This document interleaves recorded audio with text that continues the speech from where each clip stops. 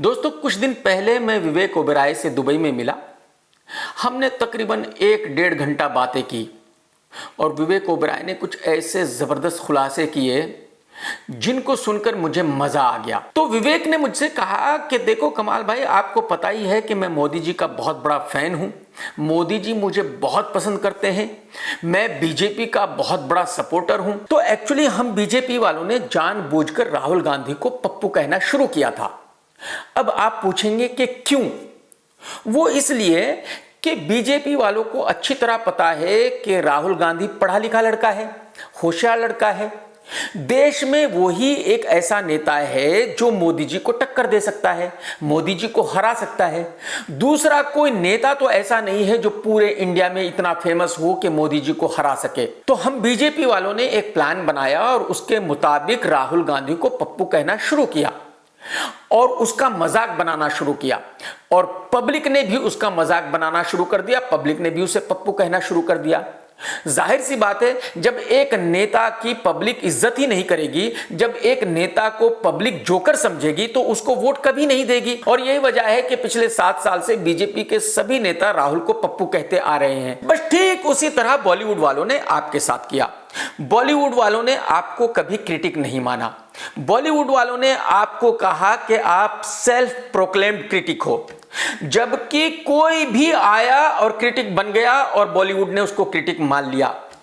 एक लड़का कलकत्ता में थिएटर पे सिक्योरिटी गार्ड हुआ करता था, वो क्रिटिक बन गया, उसको भी बॉलीवुड ने क्रिटिक मान लिया। एक लड़के की कलकत्ता में समोसे की दुकान है, वो समोसा बेचता है, वो क्रिटिक बन गया, उसको भी पूरे बॉलीवुड ने क्रिटिक मान लिया। लेकिन आपको क्रिटिक नहीं माना। आप बॉलीवुड की रग रग से वाकिफ हो, तो बॉलीवुड में सभी लोग सिर्फ आपका ही रिव्यू देखते हैं, क्योंकि बॉलीवुड वालों को पता है कि असली क्रिटिक तो आप ही हो।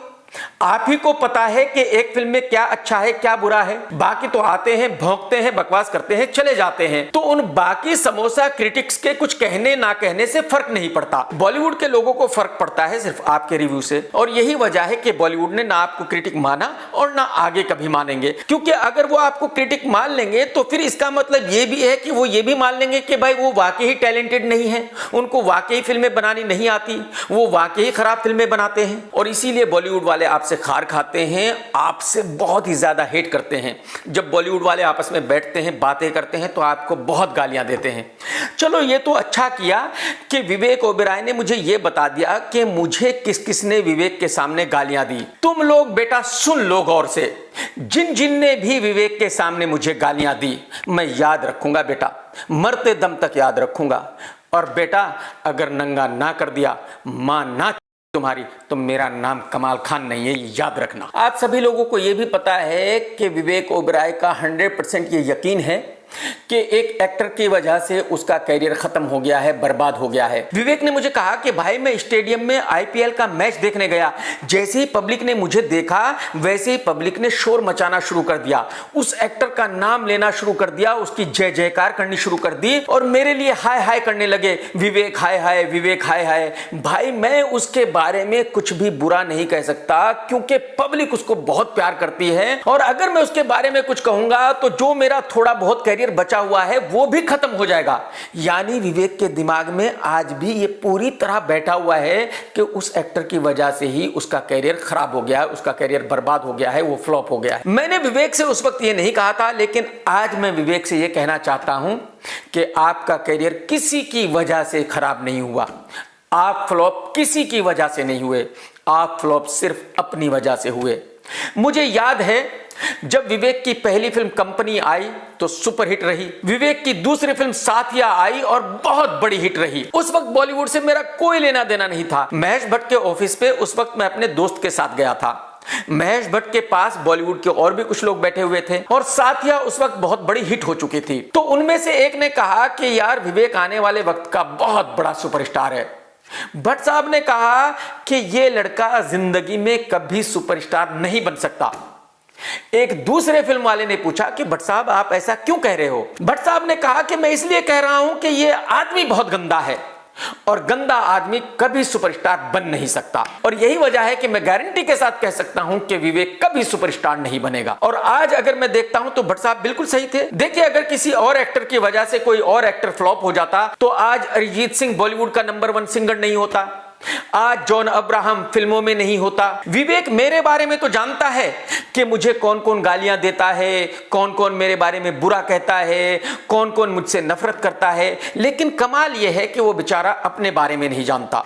मैं आपको बता दूं कि विवेक ने मुझसे रिक्वेस्ट की थी, 2-3 बड़े डायरेक्टर्स के मुझे नाम दिए थे कि भाई आप उनसे रिक्वेस्ट करो कि मुझे अपनी फिल्मों में छोटे छोटे रोल दे दे। और अगर वो डायरेक्टर्स मेरी इस वीडियो को देख रहे हैं तो उनको पता है कि मैं सच बोल रहा हूं। मैं उन दोनों तीनों डायरेक्टरों के पास गया, उनसे रिक्वेस्ट की कि यार आप विवेक ओबेरॉय को अपनी फिल्मों में काम दे दो। आप यकीन कीजिए, उन डायरेक्टरों ने मेरे सामने हाथ जोड़ लिए, कहा कमाल भाई आप किसकी सिफारिश कर रहे हो यार, वो बॉलीवुड का सबसे गंदा इंसान है भाई, आप किसी का भी नाम ले दो हम उसको रोल दे देंगे, लेकिन उसको रोल नहीं देंगे।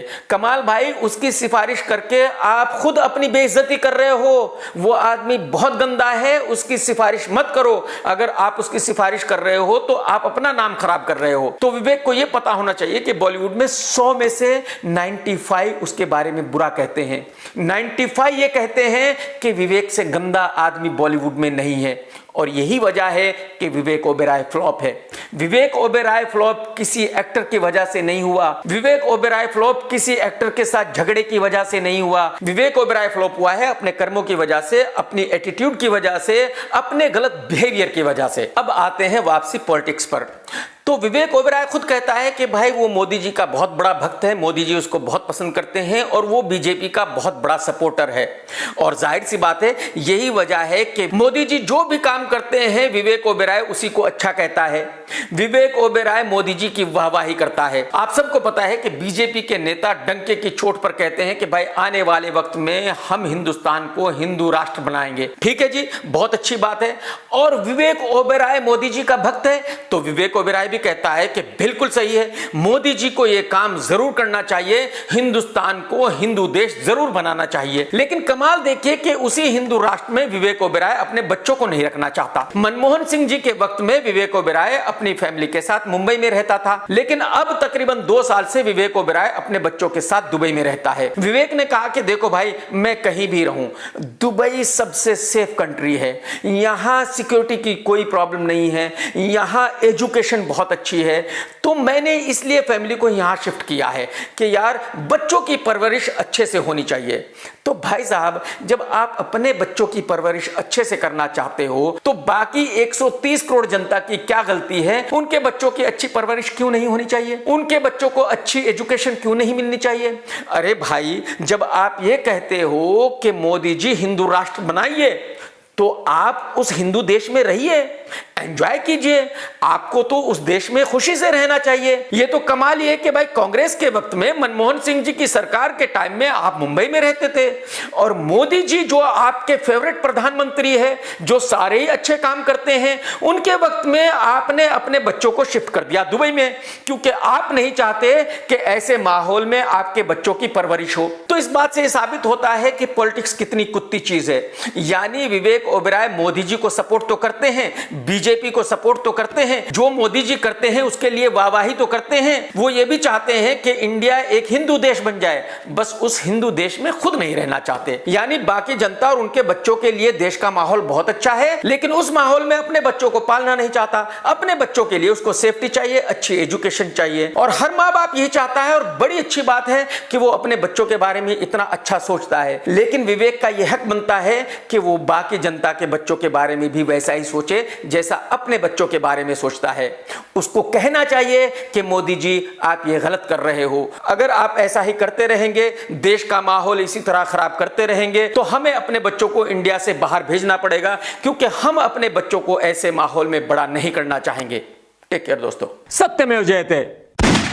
दोस्तों, अगर आपको मेरा वीडियो पसंद आया है तो लाइक ज़रूर करो, शेयर ज़रूर करो, और भाई साहब अगर आपने चैनल सब्सक्राइब नहीं किया तो कर लो यार, और अगर घंटी नहीं दबाई तो दबा दो, क्योंकि अगर आपने चैनल सब्सक्राइब नहीं किया, घंटी नहीं दबाई, तो जब मैं नया वीडियो डालूंगा आपको नोटिफिकेशन नहीं मिलेगा, आपको पता नहीं चलेगा।